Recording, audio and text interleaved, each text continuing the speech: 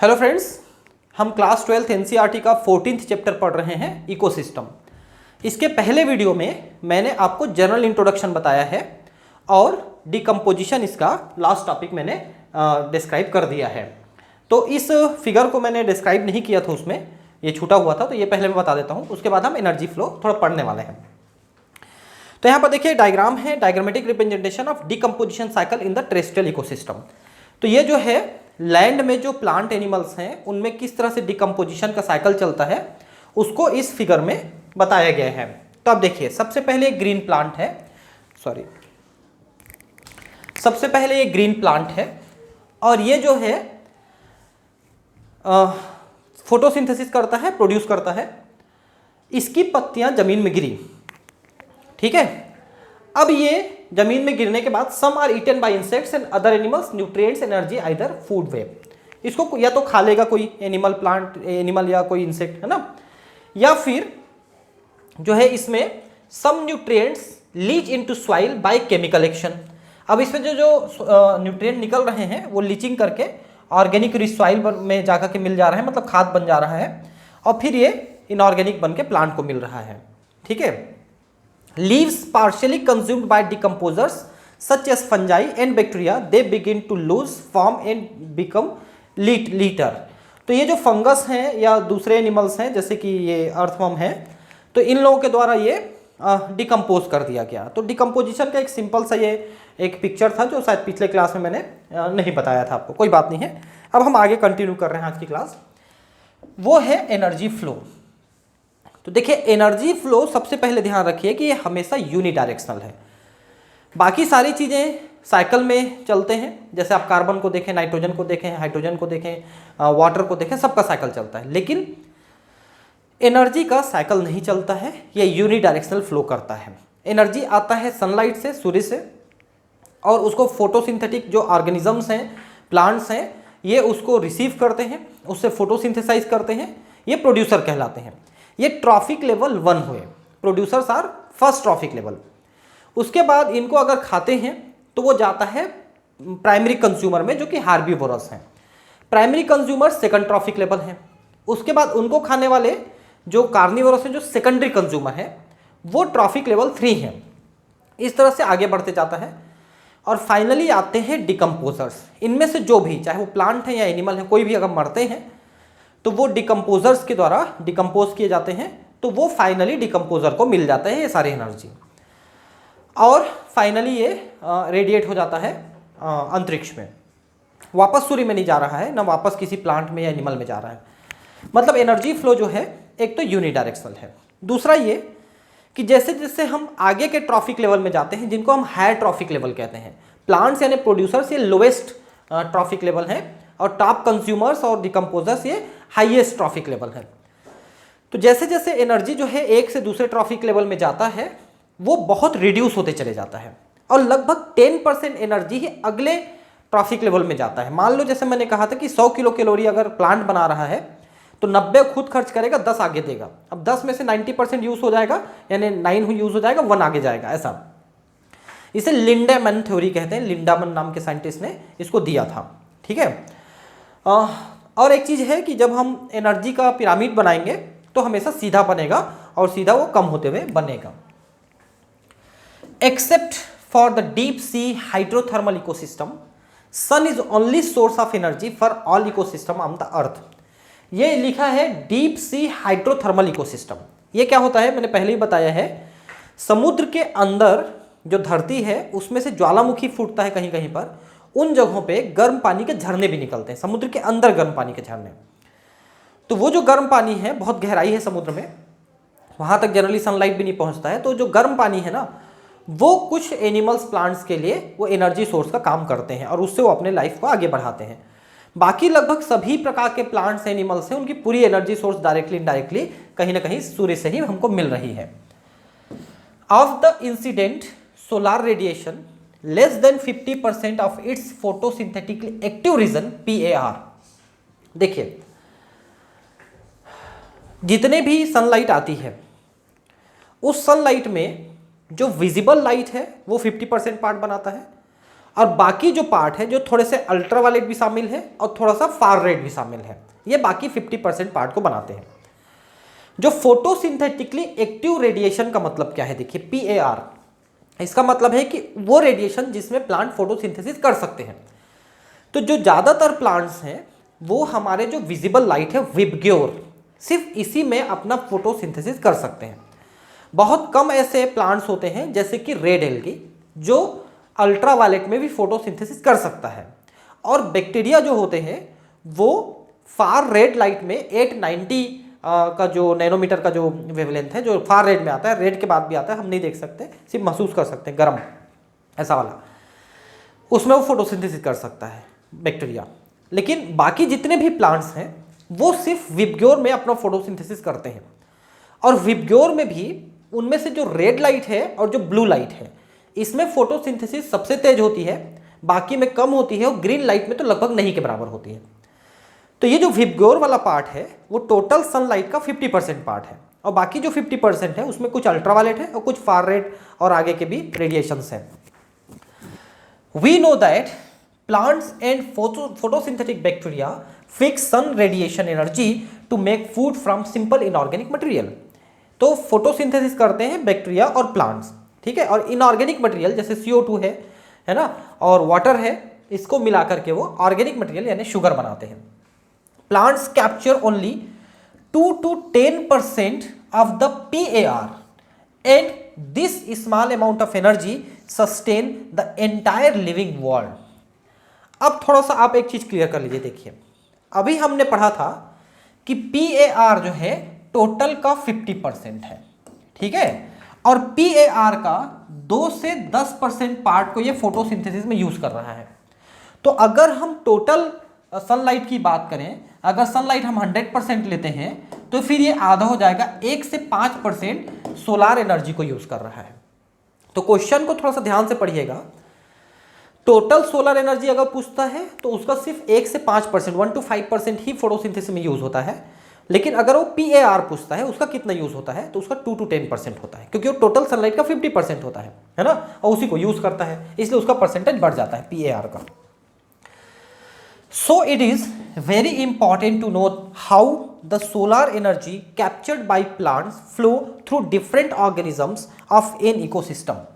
ठीक है, तो कैसे एक से दूसरे ऑर्गेनिज्म में ये जो सोलार रेडिएशन है उसकी एनर्जी जो मिली है उसको हम कैसे एक से दूसरी जनरेशन में ट्रॉफिक लेवल में पास करते हैं। All organisms are dependent for their food on producers either directly or indirectly। अगर आप ये सोच रहे हो कि आप सिर्फ मांस खा के जिंदा रह सकते हो इसलिए आप प्लांट पे डिपेंड नहीं करते हो, तो जिसका आप मांस खा रहे हो वो प्लांट पे डिपेंड करता है। अगर प्लांट नहीं रहेगा तो वो नहीं बनेगा, तो आप क्या खाओगे? मतलब सारे एनिमल्स और प्लांट्स भी सिर्फ फोटोसिंथेसिस पर ही निर्भर हैं, चाहे वो डायरेक्टली निर्भर है, अगर आप हार्बीवोरस हो तो डायरेक्टली निर्भर करते हो प्लांट के ऊपर, और अगर आप कार्निवोरस हो तो इनडायरेक्टली निर्भर करते हो, लेकिन वो डिपेंड उसी पे करते हो। So you find unidirectional flow of energy from the sun to producers and then to consumers। ये तो मैंने आपको पहले बता दिया है कि फ्लो ऑफ एनर्जी यूनिडायरेक्शनल होता है हमेशा, ठीक है, प्रोड्यूसर से कंज्यूमर की तरफ और डिकम्पोजर की तरफ, फिर वो रेडिएट हो जाता है, वो वापस कहीं नहीं जाता है जहां पहले गया है। Is this keeping with the first law of thermodynamics? First law thermodynamics का क्या कहता है? एनर्जी न तो प्रोड्यूस होती है न डिस्ट्रॉय होती है, सिर्फ ये कन्वर्ट होती है एक फॉर्म से दूसरे फॉर्म में। तो बिल्कुल वही यहां भी हो रहा है। यहां क्या हो रहा है, सनलाइट की जो एनर्जी है वो रेडिएशन एनर्जी है, दैट इज फिजिकल एनर्जी। उसको सनलाइट को लिया प्लांट ने, उस फिजिकल या रेडिएशन एनर्जी को कन्वर्ट किया केमिकल एनर्जी में। केमिकल एनर्जी का कुछ पार्ट वो यूज किया अपने रेस्पायरेशन में, तो वो वापस जो है रेडिएशन एनर्जी में कुछ रिलीज कर दिया, कुछ अगले ट्रॉफिक लेवल में गया उसने रिलीज कर दिया। तो रेडिएशन एनर्जी, केमिकल एनर्जी, इन दोनों फॉर्म में वो कन्वर्ट हो रहा है। पहले रेडिएशन से केमिकल में हुआ, फिर धीरे धीरे वो फिर से केमिकल से रेडिएशन एनर्जी में जा रहा है। तो एनी हाउ वो एक फॉर्म से दूसरे फॉर्म में कन्वर्ट हो रहा है। ये थर्मोडायनेमिक्स का पहली लॉ है। Further, ecosystems are not exempt from the second law of thermodynamics। अब सेकंड लॉ क्या कहता है कि अगर हम एक फॉर्म से दूसरे फॉर्म में कन्वर्ट करते हैं तो पूरा वो कन्वर्ट नहीं हो सकता, उनमें से कुछ एनर्जी जो है वो अनयूजफुल एनर्जी में कन्वर्ट होता है ना। यही कारण है कि हम पेट्रोल जब यूज़ करते हैं गाड़ियों में तो 100% वो मैकेनिकल एनर्जी में कन्वर्ट नहीं होता, कुछ ये हीट के फॉर्म में, कुछ धुएं के फॉर्म में वो निकल जाता है, इसलिए हमारी गाड़ी कुछ कम दूर तक चलती है। अगर ये लॉस हम कम करते जाएं तो गाड़ी अधिक दूर तक चलेगी, इसका ये मतलब है। They need a constant supply of energy to synthesise the molecules they require to counteract the universal tendency toward increasing disorderness। देखिए डिसऑर्डरलीनेस का मतलब क्या है, ये है आपका एंट्रोपी। मतलब क्या कि जब एनर्जी एक फॉर्म से दूसरे फॉर्म में कन्वर्ट होती है तो उसका कुछ फॉर्म अनयूजफुल एनर्जी में कन्वर्ट हो जाती है, वही एंट्रोपी को बढ़ाती है, रेंडमनेस को बढ़ाती है। ठीक है, तो एंट्रोपी बढ़ेगी जब एक से, मतलब वो अनयूजफुल एनर्जी बढ़ती चली जाएगी। यही कारण है कि जितना सनलाइट आ रहा है उसका हम जितना उपयोग कर रहे हैं फोटोसिंथेसिस में, उसका सिर्फ 10% अगले जनरेशन में, अगले ट्रॉफिक लेवल में जा रहा है। बाकी प्लांट खुद रेस्पायरेशन कर रहे हैं, रेस्पायरेशन का सिर्फ 40% एनर्जी यूज़ करता है, 60% हीट के रूप में निकल जाता है। तो ऐसा करके काफ़ी सारी एनर्जी जो है हर ट्रॉफिक लेवल में 60% एनर्जी जो है वो रेस्पायरेशन के दौरान हीट के फॉर्म में रिलीज होते चले जाती है और वही उस एंट्रोपी को बढ़ाती है। एंट्रोपी के बारे में आप केमिस्ट्री में बहुत अच्छे से पढ़ते हैं, है ना, तो आप थोड़ा बहुत जानते भी होंगे। The green plant in the ecosystem are called producers. ये तो आपको पता है कि प्रोड्यूसर सिर्फ ग्रीन प्लांट्स हैं। In terrestrial ecosystem major producers are herbaceous and woody plants. तो देखिए, तो जितने बड़े प्रोड्यूसर्स हैं पूरी धरती पे जो ज़्यादातर फोटोसिंथेसिस को कैरी कर रहे हैं वो एक्चुअली बड़े बड़े ट्रीज हैं। ठीक है, और वो घने जंगलों में जो ऊंचे ऊंचे पौधे हैं वो इसमें मेनली आते हैं। और कुछ जो है हर्बेशियस प्लांट भी हैं, जैसे टेरिडोफाइटा हैं, ब्रायोफाइटा हैं। आप अगर ब्रायोफाइटा पढ़े हैं तो आप जानते हैं ब्रायोफाइटा का ज़्यादातर इकोलॉजिकल इंपॉर्टेंस ही है, क्यों, ज़्यादा बड़े एरिया में फैल जाती है और ज़्यादा फोटोसिंथेसिस करके देती है और बाइंड करके रखती है सॉइल को, इसलिए वो इकोलॉजिकल इंपॉर्टेंस है। Likewise producers in an aquatic ecosystem are various species like phytoplanktons, algae and higher plants। ठीक है, एक्वाटिक इकोसिस्टम में सारी चीजें पाई जाती है। फाइटोप्लैंक्टन्स का मतलब है जो तैरने वाले हैं, यूनिसेलुलर मल्टीसेलुलर ऑर्गेनिज्म जो फोटोसिंथेसिस कर सकते हैं। एल्गी तो आप जानते हैं, ग्रीन रेड ब्राउन एल्गी ये सब हैं। और हायर प्लांट्स, तो हायर प्लांट जो है ज़्यादातर ये फ्रेश वाटर में पाए जाते हैं, मेरीन वाटर में ज़्यादातर हायर प्लांट्स नहीं पाए जाते, वहाँ पर सिर्फ algae, brown algae, red algae, green algae, unicellular phytoplanktons ये ज़्यादा पाए जाते हैं। You have read about the food chain and web that exist in the nature. इसके बारे में हम बात किए थे, फूड वेब, फूड चेन के बारे में थोड़ा सा पहले की क्लासेस में किसी में बात हुई है। फूड चेन का मतलब ये है कि एक जो है दूसरे को खाते चले जा रहा है तो एक चेन बन रहा है। जैसे कि मान लो एक प्लांट है, उसको खाया खरगोश ने, खरगोश को खाया शेर ने, तो इस तरह से बढ़ते चले गया, है ना। वैसे ही फूड वेब में एक ही एनिमल को कई जो है प्रीडेटर्स खा रहे हैं, उनको कोई और खा रहे हैं, ऐसे एक जाल बन जाता है। तो इसके बारे में बताने की जरूरत नहीं मेरे हिसाब से, आप तो ये बहुत लोअर क्लासेस से 8th 9th 10th से पढ़ते आ रहे हैं, तो फूड चेन फूड वेब आप बहुत अच्छे से जानते हैं। Starting from the plants of producers, food chains और rather webs are formed such that an animal feeds on a plant और on another animal and in turn is food for another. तो simple सी बात है कि एक plant है, उसको कोई एनिमल खा रहा है, फिर उस एनिमल को कोई और खा रहा है, उसको कोई और खा रहा है, ऐसा करके एक वेब बन जाता है। द चेन और web is formed because of this interdependency, एक दूसरे पे डिपेंड है इसलिए ये वेब बनता है। No energy that is trapped into an organism remain in it forever. तो ये बहुत इंपॉर्टेंट पॉइंट है कि किसी ऑर्गेनिज्म में जो एनर्जी है वो हमेशा उसमें रहेगी, ऐसी बात नहीं, क्योंकि कभी ना कभी उसकी मौत होगी या उसको दूसरा कोई खा लेगा। अगर दूसरा कोई खा लेगा तो वो एनर्जी उसमें चली जाएगी, और अगर वो मर गया तो डिकम्पोजर्स उसकी एनर्जी को रिलीज कर देंगे, कुछ अपना यूज कर लेंगे, कुछ रेडिएट हो जाएगा, मतलब उसमें वो एनर्जी नहीं रहेगी, या तो मरेगा या दूसरा खा लेगा उसको। The energy trapped by the producers hence is either passed on to a consumer or the organism dies. वही बात मैंने कहा कि जो किसी ऑर्गेनिज्म में गया है, प्रोड्यूसर है या किसी और में, तो या तो उसको कोई खा लेगा या वो खुद मर जाएगा। Death of organism is the beginning of the detritus food chain और वेब। डेट्राइटस फूड चेन क्या है? सिंपल सा ये चेन 2-3 लेवल का ही बना होता है, बस 2-3 ट्रॉफिक लेवल। एक जो मरा और दूसरा जो डिकम्पोज कर रहा है, बस ये दो ट्रॉफिक लेवल है। तो जो मरेगा वो उसमें होस्ट हो गया समझ लो, और डिकम्पोजर में बैक्टीरिया या फंगस, मेनली दो होते हैं। तो ट्रॉफिक लेवल छोटा होता है। जो डेट्राइटस फूड चेन है और फूड वेब है, ये थोड़े कम ट्रॉफिक लेवल के बने होते हैं। All animals depend on plants directly और indirectly for their food needs, ये तो पहले ही बात कर चुके अपन, है ना। They are hence called consumers and also heterotrophs, क्योंकि ये अपना भोजन खुद नहीं बना सकते, फोटोसिंथेसिस नहीं कर सकते, इसलिए हेट्रोट्रॉप है, ठीक है। और कंज्यूमर है क्योंकि खाते हैं ये प्लांट को। If they feed on the producers the plants they are called primary consumer, ठीक है। प्लांट को खाने वाला प्राइमरी, फिर उसको खाने वाला सेकेंडरी, उसको खाने वाला टर्सरी या टॉप, जैसा भी। If the animal eat other animals which in turn eat the plants और their produce they are called secondary consumers, ठीक है। तो प्राइमरी कंज्यूमर कौन? जो हार्बीवोरस है, और हार्बीवोरस को खाने वाला secondary consumer. Likewise you could have tertiary consumer too, अब उसको भी अगर कोई खाता है तो टर्सरी हो सकता है। जनरली ये ट्रॉफिक लेवल जो है टर्सरी कंज्यूमर तक मैक्सिमम पहुंचता है ना। इसके ऊपर पहुंचना थोड़ा मुश्किल होता है, इसलिए वही टॉप कंज्यूमर होता है। जैसे शेर है, शेर हिरण को खा रहा है, हिरण जो है घास फूस खा रहा है, तो इसलिए 3-4 लेवल का बना हुआ है, ऐसा है। Obviously the primary consumer will be herbivores, ये तो आपको समझ में आ गया कि वो प्राइमरी कंज्यूमर प्लांट खा रहा है इसलिए हार्बीवोरस है। Some common herbivores are insect, bird, mammals in terrestrial ecosystem and molluscs in aquatic ecosystem. इनको आप सब जानते हैं, इंसेक्ट प्लांट खाते हैं, बहुत सारे इंसेक्ट, बर्ड्स हैं और मैमल्स हैं, है ना। ज़्यादातर आप घास फूस खाते देखते हैं। एक्वेटिक इकोसिस्टम में देखिए, एक्वेटिक इकोसिस्टम में जो हार्बीवोरस हैं उनमें एक तो ये मोलस्क लिखा है।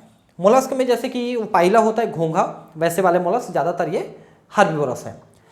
इसके अलावा जो तैरने वाले जू प्लैंक्टॉन्स हैं वो फाइटोप्लैंक्टॉन को खाते हैं, इसलिए वो भी एक प्रकार से हार्बीवोरस हैं।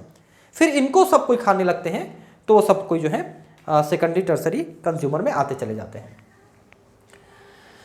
The consumers that feed on these herbivores are carnivores और more correctly primary carnivores through secondary consumer.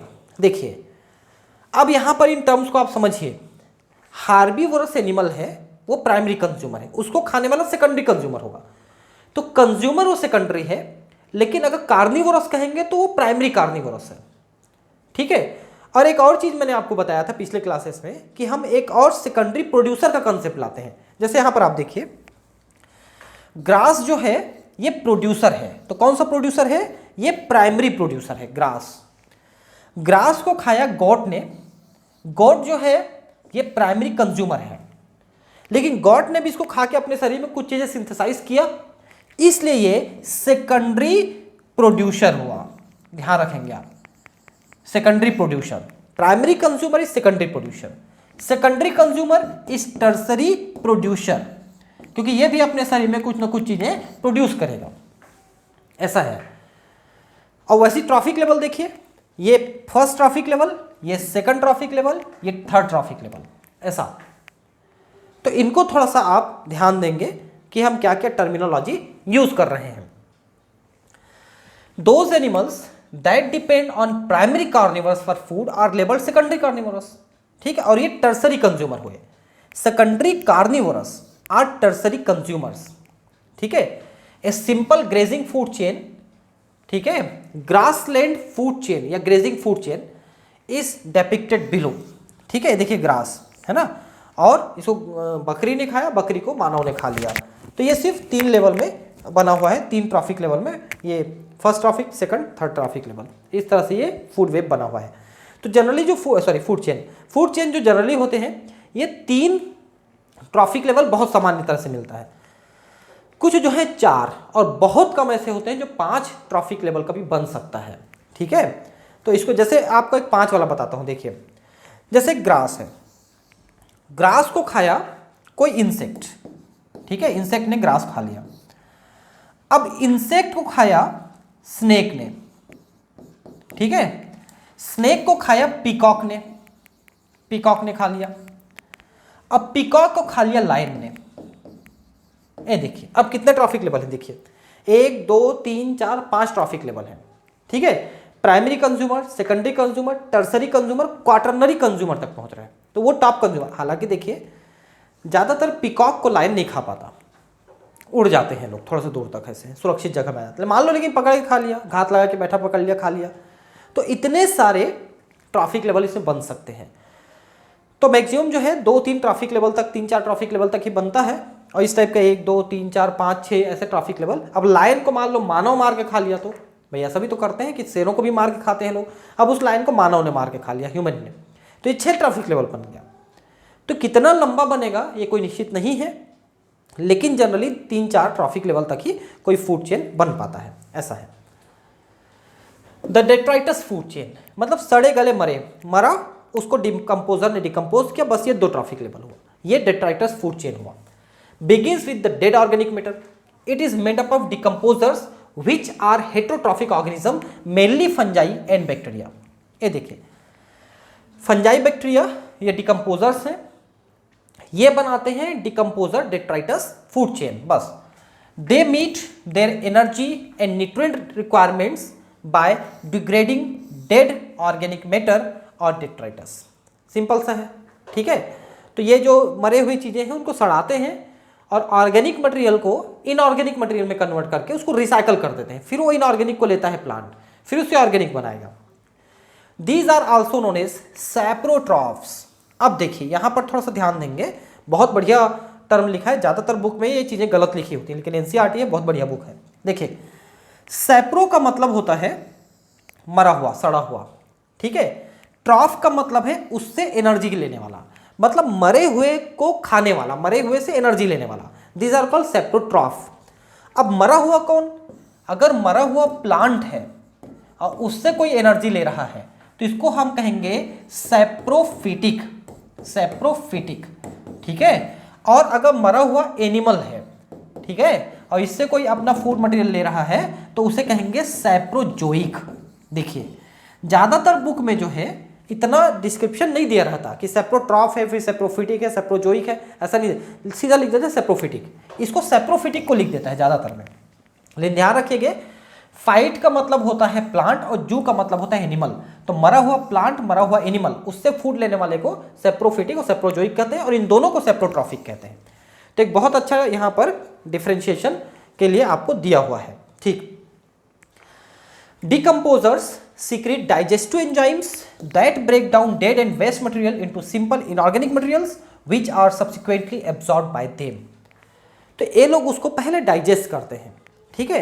जो कॉम्प्लेक्स ऑर्गेनिक मटेरियल है उनको सिंपल ऑर्गेनिक मटेरियल में, फिर इनऑर्गेनिक मटेरियल में उसको कन्वर्ट करके कुछ तो खुद एब्जॉर्ब कर लेते हैं, कुछ मिट्टी में मिल जाता है, उसको प्लांट एब्जॉर्ब कर लेंगे। और ये जो डिकम्पोजर है खुद भी जो है डेड हो जाते हैं जब, तो खुद भी डिकम्पोज होके यही रिसाइकलिंग में चले जाते हैं। In an aquatic ecosystem grazing food chain is the major conduit for energy flow. क्यों? क्योंकि एक्वेटिक सिस्टम में प्लांट जो है वो जो है, अगर फ्रेश वाटर है तो कुछ बड़े प्लांट आपको मिल सकते हैं, हाइड्रिला, वेलिस्नेरिया, लेकिन अगर वो मेरीन वाटर है तो सिर्फ एल्गी, फाइटोप्लैंक्टन ये ज़्यादा मिलेंगे। तो ग्रेजिंग फूड चेन यहाँ पर मेनली देखने को मिलेंगे। As against this, in a terrestrial ecosystem, a much larger fraction of energy flow through the detritus food chain than through the grazing food chain।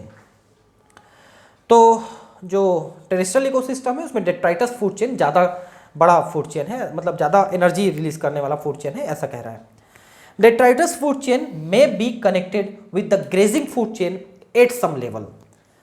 ठीक है, डेट्राइटस वाला तो लगभग सभी फूड चेन से जुड़ा रहता है, क्योंकि आखिरी में वही डेट्राइटस फूड चेन ही आखिरी में काम आना है, सभी कोई कहीं ना कहीं मरते हैं जाकर के। Some of the organisms of detritus food chain are prey to the grazing food chain animals and in a neutral ecosystem, natural ecosystem some animals like cockroach, crow etcetera are omnivorous.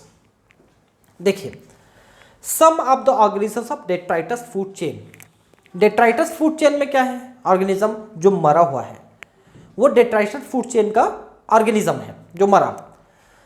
अभी जो मरा हुआ है इसको decomposer decompose करने वाला है, मतलब डेट्राइटस फूड चेन में जाने वाला है, लेकिन उस मरे हुए को कोई दूसरा एनिमल आके खा ले तो फिर ये detritus food chain grazing food chain की तरफ चला जाएगा। क्योंकि देखिए यहां पर आप पढ़िए कि काकरोच है, क्रो है, आप देखे होंगे कि जो मरा हुआ रहता है उस पर कौवा बैठा रहता है, नोच नोच के खाते रहता है उसको, वैसे काकरोच है।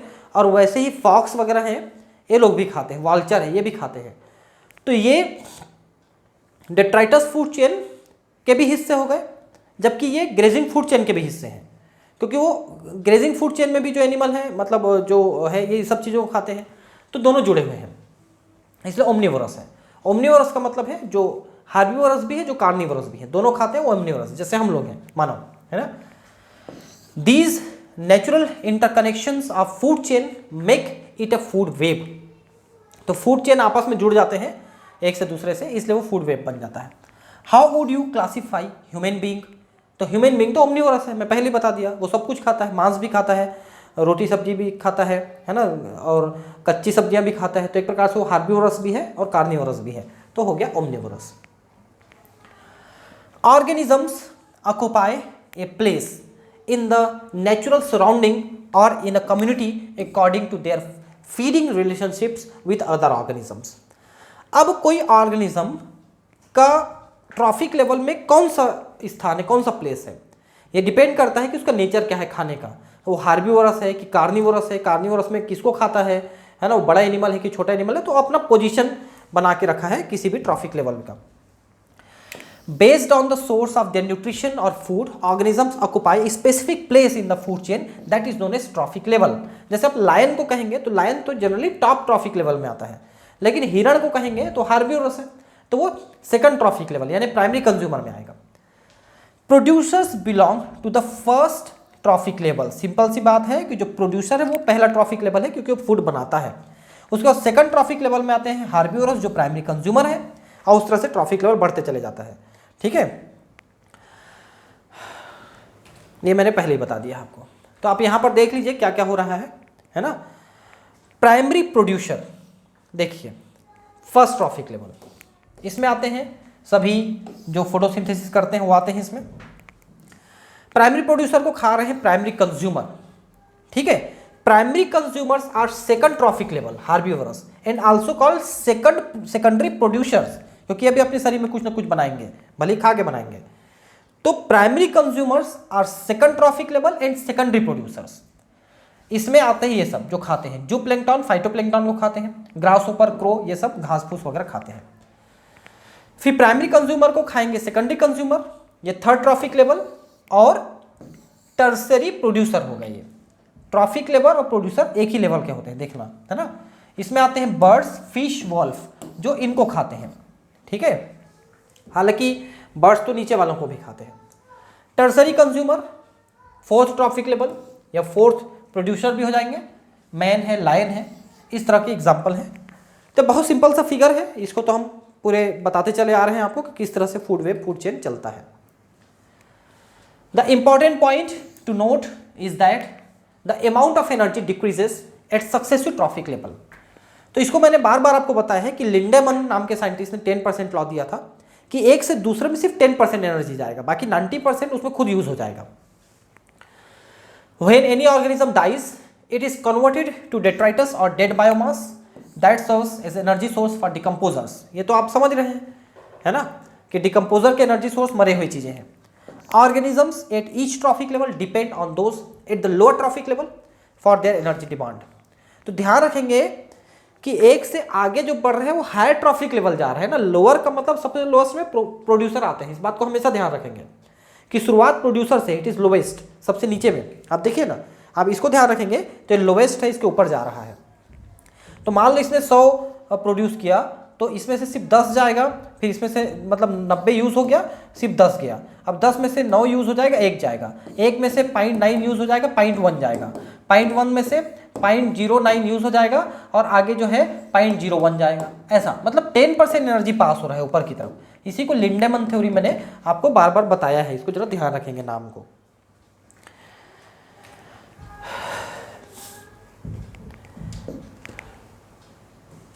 Each trophic level has a certain mass of living material at a particular time called as standing crop.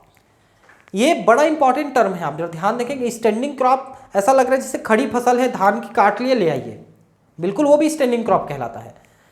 लेकिन यहां पर स्टैंडिंग क्रॉप क्या है, देखिए किसी भी ऑर्गेनिज्म में एट अ टाइम कितना ऑर्गेनिक मटेरियल इकट्ठा हुआ है, बना हुआ है। जैसे मान लो एक फोटोसिंथेटिक प्लांट है, उसके पास कितनी एनर्जी स्टोर्ड है, वो उसका स्टैंडिंग क्रॉप है। उसको खाया हिरण ने, हिरण के शरीर में कितना ऑर्गेनिक मटेरियल इकट्ठा है, वो उसका स्टैंडिंग क्रॉप है। हर एक ट्रॉफिक लेवल का एक स्टैंडिंग क्रॉप होता है, का मतलब उसके अंदर कितना बायोमास इकट्ठा किया हुआ है, वो स्टैंडिंग क्रॉप है। The standing crop is measured is the mass of living organism biomass और the number in unit area. ठीक है, यूनिट एरिया में कितने इंसेक्ट वगैरह हैं ये सब नाप सकते हैं। The biomass of a species is expressed in terms of fresh और ड्राई वेट। ये दोनों का मतलब आप समझ रहे होंगे, मैं फिर से बता देता हूं। जैसे कि मान लो आपने एक ऑर्गेनिज्म लिया, लेकर के सीधा उसको तौल लिया। मान लो ऑर्गेनिज्म जो है 100 किलो का है, ये उसका फ्रेश वेट हो गया। अब उसमें से पानी को पूरा सुखा दिए, निचोड़ दिए, केवल सूखा हुआ पार्ट आप तौलेंगे तो आपको मिलेगा करीब करीब वो 30 किलो। 100 किलो का जो था 100 kg, वो अब 30 kg हो गया। 70% तो कम से कम वाटर होता ही है ज़्यादातर ऑर्गेनिजम्स में। सुखा देंगे तो 30% बचता है। तो 30% जो होता है वो ड्राई वेट है, ये एक्चुअल बायोमास है, क्योंकि बाकी तो सिर्फ पानी था। ठीक है, तो बायोमास एक्चुअली जो होता है वो ड्राई वेट होता है। Measurement of biomass in terms of dry weight is more accurate. यही चीज मैंने अभी आपको बताया। व्हाई? क्योंकि बाकी पानी है और उसको बनाया नहीं है उसने, उसको सिर्फ एब्जॉर्ब किया है, वो सिंथेसाइज नहीं है। ठीक है, पानी। The number of trophic level in the grazing food chain is restricted as the transfer of energy follows 10% law. मैंने बार बार बताया, only 10% of the energy is transfer to each trophic level from the lower trophic level. और इसलिए बहुत ज़्यादा ऊपर तक ये एनर्जी नहीं पहुंच पाती है, रास्ते में सब खर्च हो जाती है, इसलिए बहुत लंबा फूड चेन जनरली नहीं पाया जाता। In nature it is possible to have so many levels, producers, herbivorous, primary, carnivorous, secondary, etc. in the grazing food chain. ठीक है, अभी आपने देखा। Do you think there is any such limitation in a detritus food chain? Detritus food chain तो fix है, dead organism and decomposers, सिर्फ 2 traffic level का बना होता है हमेशा, उसमें इतने सारे लंबे नहीं पॉसिबल है। ये देखिए, अब ये फिर से उसी को दे रहा है। देखिए, अब ये सूर्य है, सूर्य से जो एनर्जी आई उसका हमने कुछ पार्ट जो है फोटोसिंथेसिस में यूज किया। कितना % यूज किया? टोटल का 1 से 5% जितना इसके ऊपर पड़ा, सन के ऊपर, प्लांट के ऊपर जितना सनलाइट पड़ा, उसकी एनर्जी का 1 to 5%, या केवल PAR कहेंगे तो ये 2 to 10% एनर्जी को ये यूज किया। ठीक, प्लांट ने यूज किया। अब प्लांट जो है जितना एनर्जी बनाया फोटोसिंथेसिस से, मतलब मटेरियल बनाया, उसका 90% ये जो है रेस्पायरेशन में, हीट में यूज कर लिया। सिर्फ 10% जो है ये एनर्जी पहुंचा अगले ट्रॉफिक लेवल में। ठीक है, तो इधर से पहुंचा या इधर से पहुंचा, एक ही बात है। ये भी कीड़ा खा रहा है, ये भी कीड़ा खा रहा है, कुछ दूसरे टाइप के कीड़े हैं ये खा रहे हैं। ठीक है, अब ये जो खाया, इसके पास जितनी एनर्जी आई उसकी फिर से 90% ही यूज कर लिया, हीट के रूप में रिलीज कर दिया, रेस्पिरेशन में यूज किया। सिर्फ उसका 10% देखिए बर्ड्स में पहुंचा। इसने भी ऐसे ही किया, फिर अगले पीढ़ी में पहुंचा। इधर आप देखेंगे तो एक इधर से आ रहा है, इधर से भी ये खा सकते हैं, इधर से भी खा सकते हैं, इधर भी जा सकता है। ये क्या है पता है? ये है डिकम्पोजर्स। ठीक है, जो बैक्टीरिया है और फंगस है, ये डिकम्पोजर्स है मान लीजिए। तो टोटल में चाहे कहीं से भी पहुंचे डिकम्पोजर में, वो तो फाइनली डिकम्पोज करने के लिए बने ही हुए हैं। लेकिन बाकी ट्रॉफिक लेवल में इस तरह से सिर्फ 10% एनर्जी पास हो रहा है, और फाइनली चाहे कहीं से भी आए, चाहे प्लांट से आए कि बीच में कहीं से आए, वो हर कोई कहीं ना कहीं मरेगा या दूसरे के द्वारा खा लिया जाएगा। मरेगा तो यहाँ, नहीं तो दूसरे में पास होते चले जाएगा। वो आखिरी वाला वॉल्चर है। ठीक है, अब हम पढ़ेंगे इकोलॉजिकल पिरामिड्स। ठीक है, पिरामिड जो है हम 3 प्रकार से बनाएंगे। एक तो बायोमास को लेके बनाएंगे, दूसरा नंबर को लेके बनाएंगे, तीसरा एनर्जी को लेके बनाएंगे। एनर्जी का पिरामिड हमेशा मैंने बताया है कि सीधा बनेगा, कभी भी उल्टा नहीं बन सकता। लेकिन बायोमास का पिरामिड और नंबर का पिरामिड, ये सीधा भी बन सकता है, उल्टा भी बन सकता है। देखिए कैसे बनेगा, अभी मैं आपको बताता हूँ। जैसे थोड़ा सा एक आध एग्जाम्पल मैं बता दूं पहले, फिर हम इनको जो एनसीईआरटी में दिए हैं उनको हम पढ़ेंगे। जैसे मान लो आप एक इकोसिस्टम पढ़ रहे हो ट्री का, ट्री इकोसिस्टम आप ले लीजिए। अब ट्री में हम दो बनाएंगे या तीनों बनाएंगे अपना पिरामिड। तो पहले हम बनाते हैं बायोमास का। चलिए, तो एक ट्री है, इसका बायोमास यानी वजन सबसे ज़्यादा है, ठीक है। इस पे खाने वाले जो कीड़े मकोड़े हैं इनका वजन इससे थोड़ा कम रहेगा। उनको खाने वाले जो बर्ड्स हैं उनके नंबर, उनके बायोमास थोड़े कम रहेंगे। इस तरह से जो है बायोमास जो है कम होता चला जाता है। बायोमास है ये वजन ट्री का सबसे ज़्यादा, उससे कम कीड़ों का, उससे कम बर्ड्स का, उससे कम, और ऐसे करके ये कम होते चला गया बायोमास, क्योंकि ट्री का वजन बहुत ज़्यादा है। इसलिए बायोमास जो है, ट्री इकोसिस्टम का बायोमास का जो पिरामिड है वो सीधा बना। लेकिन अब नंबर देखते हैं, तो ट्री जो है अब ये उल्टा बनेगा। कैसे बनेगा देखिए, क्योंकि नंबर में सबसे कम तो ट्री का है, केवल एक ट्री है। इससे ज़्यादा नंबर में रहेंगे इस ट्री पे जो खाने वाले हैं कीड़े मकोड़े, उनकी संख्या इससे कम रहेगी, इससे थोड़ी ज़्यादा रहेगी। उससे ज़्यादा उनको खाने वाले, उनसे ज़्यादा उनको खाने वाले, आखिरी में डिकम्पोजर। तो नंबर जो है ट्री की सबसे कम है और उनको खाने वालों की नंबर बढ़ती जा रही है, और डिकम्पोजर की संख्या, बैक्टीरिया वायरस की संख्या, बैक्टीरिया फंगस की संख्या सबसे ज़्यादा है।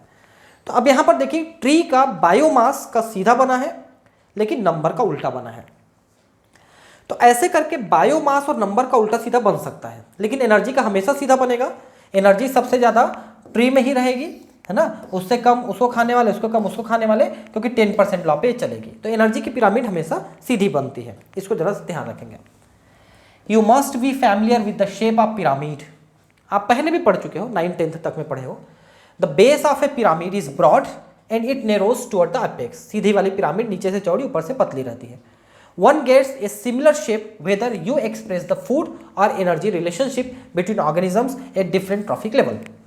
हमेशा सीधी बनी है फूड की या एनर्जी की, तो इसलिए नीचे की चौड़ी, ऊपर की पतली रहेगी। This relationship is expressed in terms of number, biomass और एनर्जी। इन तीनों के लिए हम पिरामिड बना सकते हैं, और जैसा मैंने कहा नंबर और बायोमास का उल्टा भी बन सकता है, एनर्जी का सीधा बनेगा।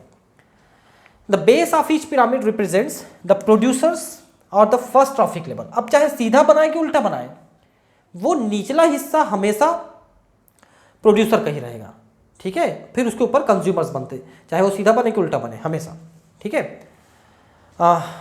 प्रोड्यूसर्स नीचे में है, the first trophic level, while the apex represents tertiary और टॉप लेवल कंज्यूमर्स। ऊपर के टॉप कंज्यूमर चलते जाएंगे, नीचे के प्रोड्यूसर्स हैं। The 3 types of ecological pyramids that are usually studied are a pyramid of number, pyramid of biomass and pyramid of energy। ये तो हमने देखा। For detail see figure 14.4 A, B, C and D। ठीक है, चलिए ये 4, ये 2 हैं और ये आगे 2 हैं, हम इनको पढ़ते हैं। क्या लिखा है देखिए। पहला है pyramid of number in a grassland ecosystem. तो सीधी सी बात है, नंबर है पिरामिड में ग्रास का, तो घासों की संख्या सबसे ज़्यादा है। आप देख सकते हैं इतनी संख्या है ना। कितनी है? 58,42,000, ठीक है। अब इनको खाने वाले प्राइमरी कंज्यूमर, मतलब कि छोटे मोटे कीड़े मकोड़े, उनकी संख्या कम हो गई, देखिए, है ना। उनको खाने वाले जो चूहे वगैरह हैं, फ्रॉग वगैरह, उनकी संख्या और कम, और उनको खाने वाले बर्ड्स वगैरह की संख्या और कम। तो ये पिरामिड सीधी बन गई, देखिए। ग्रासलैंड में नंबर की पिरामिड सीधी बनी। दूसरा है पिरामिड ऑफ बायोमास, ठीक है। तो बायोमास भी देखिए भाई, जो है आपका जो घास है उनका वजन सबसे ज़्यादा है, उसको खाने वाले का वजन कम हो जाएगा, उनको खाने वाले को और कम, उनको खाने वाले को और कम। तो बायोमास का पिरामिड भी इसमें सीधा बना। मतलब ग्रासलैंड में आपका नंबर का पिरामिड, बायोमास का पिरामिड दोनों जो है सीधे बन गए, ठीक है। अब तीसरा है inverted pyramid of biomass, small standing crop phytoplankton support large standing crop of zooplanktons. अब देखिए, फाइटोप्लैंक्टन वाला जो सिस्टम है, फाइटोप्लैंक्टन की जो बायोमास है वो कम रहती है, फाइटोप्लैंक्टन का वजन कम रहेगा, और उनको खा करके जिंदा रहने वाले जूप्लैंक्टन्स का वजन ज़्यादा रहता है, वो ज़्यादा ग्रो कर चुके रहते हैं, वो खाते रहते हैं जूप्लैंक्टन जो है फाइटोप्लैंक्टन को। इसलिए यहाँ पर उसका बायोमास उल्टा बन रहा है, ठीक है, इसका उल्टा बना ऐसा, ठीक है। नेक्स्ट है an ideal pyramid of energy. Energy हमेशा देखिए 10,000 फिर 1,000 फिर 100 फिर 10, ये 10% पे सीधी एनर्जी पिरामिड बन रही है। तो ये भी आपने देख लिया। मेरे हिसाब से बहुत सिंपल फिगर्स हैं, कोई ज़्यादा दिमाग लगाने की जरूरत नहीं है। Any calculations of energy content biomass और number has to include organisms at that trophic level. ठीक है, तो ध्यान रखेंगे अगर प्रोड्यूसर हम लेते हैं किसी इकोसिस्टम का, तो वहाँ पर जो जो प्रोड्यूसर है, मान लो एक जंगल इकोसिस्टम आप लेते हो तो सिर्फ एक प्लांट को नहीं ले सकते ना, सारे प्लांट को लेना पड़ेगा। वैसे ग्रासलैंड है तो ग्रासलैंड में तो सिर्फ ग्रास ही है, ऐसा है। No generalisations we make will be true if we take only a few individuals at any trophic level into account। अगर हम कुछ को छोड़ दें, कुछ को ले लेते हैं तो एक गलत हो जाएगा। Also a given organism may occupy more than one trophic level simultaneously। बिल्कुल सही है। मान लो आप चूहे को लेते हो, चूहा एक हार्बिवोरस है, खैर छोड़िए उसको। अपन कुछ ऐसे एनिमल लेते हैं जो हार्बिवोरस कार्निवोरस दोनों हो, जैसे कि मान लो मानव है। मानव को आप अगर हार्बिवोरस कहेंगे तो सेकंड ट्रॉफिक लेवल में आ गया, क्योंकि जस्ट वो प्लांट को खा रहा है। लेकिन मान लो कार्निवोरस है, कार्निवोरस में किसको खा रहा है, मान लो हिरण को खा रहा है, तो हिरण जो है खुद हार्बिवोरस है और उसको हम खा रहे हैं, तो हम सेकेंडरी कंज्यूमर हो गए। लेकिन अगर हम लायन को खा लेते हैं तो हम बहुत ऊपर के कंज्यूमर हो गए। तो एक से ज़्यादा ट्रॉफिक लेवल में कोई भी ऑर्गेनिज्म ऑक्युपाई कर सकता है, वो उस जगह पे रह सकता है। One must remember that the trophic level represents a functional level not a species as such। ठीक है, तो ट्रॉफिक लेवल एक पोजीशन है बस, वो कोई स्पीसीज का नाम नहीं है, वो पोजीशन है बस, उसमें कोई भी रह सकता है। A given species may occupy more than one trophic level in the same ecosystem at the same time। For example देखिए, स्पैरो की बात कर रहा है। स्पैरो अगर अनाज खाता है तो प्राइमरी कंज्यूमर हुआ, लेकिन अगर वो कोई इंसेक्ट को खाता है तो सेकेंडरी कंज्यूमर हो जाएगा, ऐसा। तो sparrow is primary consumer when it eats seed, fruit, peas, and a secondary consumer when it eats insect and worms, क्योंकि स्पैरो दोनों खाता है। तो बहुत अच्छा एग्जांपल दिया है एनसीईआरटी, बहुत अच्छी बुक है, बस जरूरत है इसको सही ढंग से समझने की। ये छोटे से जगह पे बहुत सारा भरा हुआ है, गागर में सागर भरा हुआ है, आप कह सकते हैं। बस इसकी जरूरत है उसको फैलाने की, वो मैं कोशिश कर रहा हूँ आपको बताने की। लेकिन ये बहुत अच्छी बुक है एनसीईआरटी, सब कुछ दिया हुआ है इसमें, आपको दूसरी बुक खोलने की जरूरत नहीं है, आप इसी से पढ़िए, सब कुछ तैयार हो जाएगा। Can you work out how many trophic level human being functions eight A food chain. तो ये मैंने आपको बता दिया कि कहाँ कहाँ पर हो सकते हैं हम लोग अगर प्लांट खाते हैं तो सेकेंडरी का प्राइमरी कंज्यूमर हुए, प्राइमरी कंज्यूमर हुए। प्लांट खाने वाले को खाते हैं तो सेकेंडरी हुए, उनको खाने वाले तो टर्सरी हुए। तो कहाँ पर होंगे हम, ये बात पे डिपेंड करता है कि हम किस चीज़ को खा रहे हैं, क्योंकि मानव एक ऐसा चीज़ है जो कुछ भी खाता है। अगर ये जानना है तो आप वो जो डिस्कवरी चैनल में आते हैं एक जो है Bear Grylls Man versus Wild, उसको आप देख लीजिए, वो बताएगा आपको क्या क्या खा सकते हैं। या फिर आप चाइना के वीडियोस देखिए, अभी कोरोना वायरस फैला है तो बहुत सारे वीडियो सर्कुलेट हुए जिसमें पता चला कि चाइना वाले क्या खाते हैं। तो आपको समझ में आएगा कि मानव क्या क्या चीज़ खा सकता है ना। हम तो कल्पना भी नहीं करते थे कि वो लोग ऐसी चीज़ें भी खा सकते हैं, हम कल्पना भी नहीं कर सकते हैं, लेकिन वो लोग खाते हैं। मतलब उसमें दिखाया था कि नाली से छान करके कीड़े निकाल रहे हैं और उन कीड़ों को भूंज के तल के खा रहे हैं। ये दिखाया उसमें वीडियोस में बहुत जगह, जिंदा मछली को, जिंदा सांप को भूंज रहे हैं, उसको खा रहे हैं, इस टाइप का दिखा रहा है, मतलब कुछ भी। ठीक है, in most ecosystems all the pyramids of number of energy and biomass are upright। ज़्यादातर में तो सीधी ही होती हैं पिरामिड्स, कुछ ही जगहों पे उल्टी हो सकती है। For example producers are more in number and biomass than the herbivores. तो ठीक इस बात है कि संख्या में हमेशा प्रोड्यूसर्स, वजन में हमेशा प्रोड्यूसर्स ज़्यादा होते हैं, उनसे कम होते चले जाते हैं। लेकिन जैसे मैंने ट्री को सिस्टम को बताया कि अगर उसमें नंबर लेते हैं तो ट्री तो एक ही है, उस पर डिपेंड वाले उससे ज़्यादा हैं, उस पर डिपेंड वाले और ज़्यादा हैं, तो फिर वो उल्टा बन जाएगा। तो कुछ जगहों पे उल्टा बन सकता है। Also energy at a lower trophic level is always more than at a high trophic level. ये तो हमेशा सीधा बनेगा, ये तो आपको पता है। There are exceptions to this generalisation. If you were to count the number of insects feeding on a big tree, what kind of pyramid would you get. सीधी सी बात है, उल्टा पिरामिड, क्योंकि ट्री एक है, नीचे में एक ट्री है, उसके ऊपर बहुत सारे इंसेक्ट हैं, तो ये जो है उल्टा बन गया पिरामिड, है ना, ऐसा है। Now add an estimate of the number of small birds depending on the insect is also the number of larger birds eating the smaller, draw the shape you would get. देखिए, अगर आप एक tree और उसके insect को लेते हो तब तक तो ये उल्टा बनेगा, लेकिन अब इस इंसेक्ट को जो 100 की संख्या में इसको खाने वाले बर्ड्स देखोगे तो ये 20 की संख्या में रहेंगे, तो फिर से उल्टा हो गया। इसको खाने वाले और बड़े बर्ड्स, इनकी संख्या 10 है, तो अब यहाँ से ये ऐसे सीधी हो जाएंगी, ऐसी हो जाएंगी। तो ऐसी पिरामिड बनी, आधी दूर तक उल्टी, आधी दूर तक सीधी। तो ये इस टाइप की पिरामिड आप बना सकते हो। तो कोई निश्चित नहीं है पिरामिड कैसे बनेंगे, सिर्फ एनर्जी की पिरामिड है जो हमेशा सीधी बनती चली जाती है। The pyramid of biomass in a sea is generally inverted because the biomass of fishes far exceeds that of phytoplanktons. Phytoplanktons को वजन कर लो आप, अब फाइटोप्लैंक्टन को खाने वाले फिश का वजन कर लो।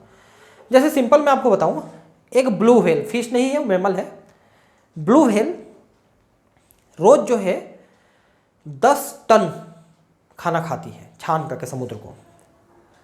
तो उनको, जिनको ये खाती है, उसके आसपास के जितने फाइटोप्लैंक्टन्स हैं, जो प्लैंक्टन्स हैं, उनका वजन निकाल लो और सिर्फ एक ब्लू व्हेल का वजन निकाल लो। अब सारे ब्लू व्हेल का तो मैं ले ही नहीं रहा हूँ ना, सिर्फ एक ब्लू व्हेल का निकाल लो, तो सिर्फ वही एक ब्लू व्हेल भारी पड़ जाएगी वजन में। तो मतलब कम वजन से ज़्यादा वजन की ओर जा रही है, तो फिर से उल्टी पिरामिड बनेगी। Is not that a paradox? How would you explain this? मैंने एक्सप्लेन कर दिया, ठीक है। Pyramid of energy is always upright, can never be inverted, because when energy flows from a particular trophic level to the next trophic level, some energy is always lost as a heat HE system. तो energy का सीधा हमेशा सीधा बनता है, ये मैंने बताया, हमेशा जो है कुछ एनर्जी रिलीज हो जा रही है। Each bar in the energy pyramid indicate the amount of energy present at each trophic level in a given time or annually per unit area. तो सिंपल सी बात है, सिर्फ 10% ही जा रहा है, इसलिए अगला जो बार है वो छोटा हो जाएगा। अगर ये बार 1000 का है तो सोचिए कि सेकंड वाला इसका सिर्फ 10% रह जाएगा, ठीक है, उसका सिर्फ 10% आगे रह जाएगा। तो इस तरह से बहुत रिड्यूस होते चला जाता है, हमेशा सीधा बनता है एनर्जी की pyramid. However, there are certain limitations of ecological pyramids, such as it does not take into account the same species belonging to two or more trophic level. ठीक है, तो अब हम एक पिरामिड बनाते हैं जब, तो उसमें किसी भी ऑर्गेनिज्म को सिर्फ एक ही ट्रॉफिक लेवल मिलेंगे। जैसे कि अभी मैंने स्पैरो को बताया था, तो अब स्पैरो को आप कौन से ट्रॉफिक लेवल मिलेंगे? तो अगर हम ग्रेजिंग फूड चेन बना रहे हैं ना, तो उसको हम लोग जो है इंसेक्ट खाने वाले में रखेंगे, जनरली ऐसा होता है, क्योंकि इंसेक्ट को हम प्राइमरी कंज्यूमर मानते हैं। It assumes a simple food chain, something that almost never exists in nature. It does not accommodate a food web. तो अकेला जो है फूड चेन आपको जनरली नहीं मिलता है, वो फूड वेब के अंदर ही रहता है। Moreover, saprophytes are not given any place in ecological pyramids, even though they play a vital role in the ecosystem. तो आप किसी भी पिरामिड में देखेंगे डिकम्पोजर को नहीं लिखा रहता है ना, क्योंकि वो तो कहीं पर भी हो सकता है, और बाकी जो है सबको शामिल हम करते हैं, ठीक है। अब नेक्स्ट क्लास में हम पढ़ेंगे इकोलॉजिकल सक्सेस, जिसमें हम ये पढ़ेंगे कि कैसे किसी नए एरिया में एनिमल्स, प्लांट्स पहुंचते हैं, ग्रो करते हैं, कैसे सक्सेस पाते हैं। तो किसी एरिया में सबसे पहले प्लांट जाएगा, तभी वहाँ पर कोई सिस्टम डेवलप होगा। पहली बार कोई एनिमल जा कर के बैरन लैंड में ग्रो नहीं कर सकता।